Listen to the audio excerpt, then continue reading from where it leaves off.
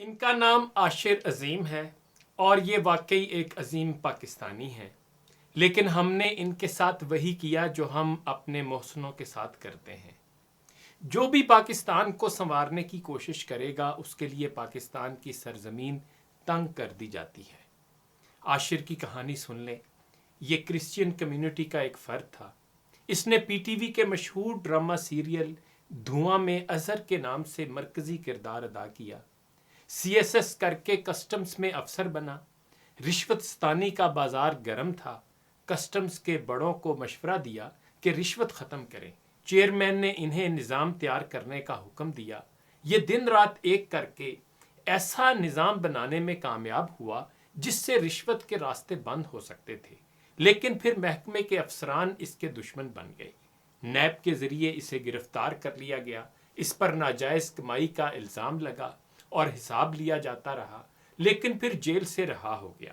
یہ بضد تھا کہ اپنی بے گناہی ثابت کرے گا اور بحال ہو کر دم لے گا۔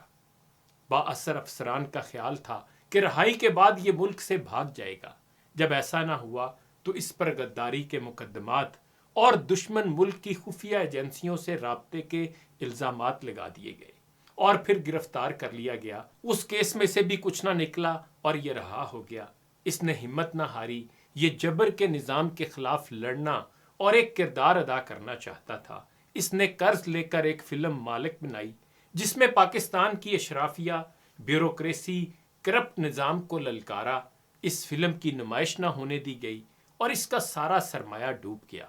آخرکار وہ دن بھی آ گیا جب اس کے اوپر لگنے والے تمام الزامات بے بنیاد ثابت ہوئے اور یہ کئی برسوں بعد اپنے عہدے پر بحال ہوا۔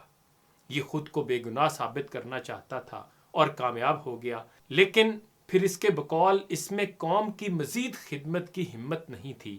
بحالی کے 4 دن بعد اس نے اپنے عہدے سے استعفیٰ دے دیا اور خاندان سمیت کینیڈا منتقل ہو گیا۔ آج کل یہ کینیڈا میں ٹرک چلا کر اپنی فیملی کی کفالت کرنے اور مالک فلم بنانے کے لیے لیا گیا قرض اتارنے میں مصروف ہے۔ عاشر عظیم کہتا ہے کہ اس سب کچھ کے باوجود میں پاکستان سے آج بھی اتنا ہی پیار کرتا ہوں جتنا بچپن میں کرتا تھا۔ یہ یوٹیوب کے اپنے چینل پر بہت اچھے ویلاگز کرتے ہیں، بہت اچھی گفتگو کرتے ہیں اور صحیح معنوں میں سیاسی شعور کی بیداری کے لیے کام کر رہے ہیں۔ میری درخواست ہے ان کو ضرور سنا کریں۔ جبر کے اس دور میں ایسے مردان حر بھی ہمارا سرمایہ ہے۔ کیسا پھر نہ اٹھا کوئی بنو عامر میں، فخر ہوتا ہے گھرانے کا صدا ایک ہی شخص